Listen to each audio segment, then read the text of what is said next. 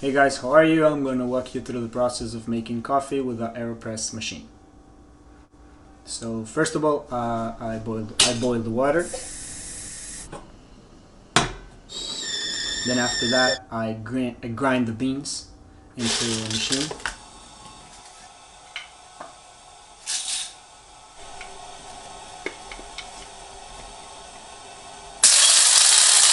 After the grinder, I'd like to pour the grinded coffee into the machine.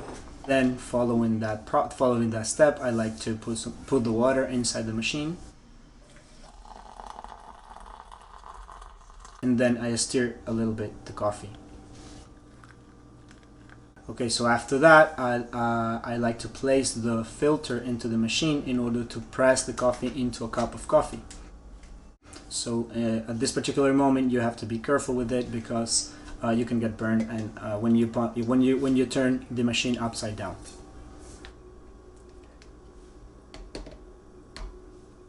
After that, you can pour some sugar if you want, some stevia or whatever you like to use, and that's it.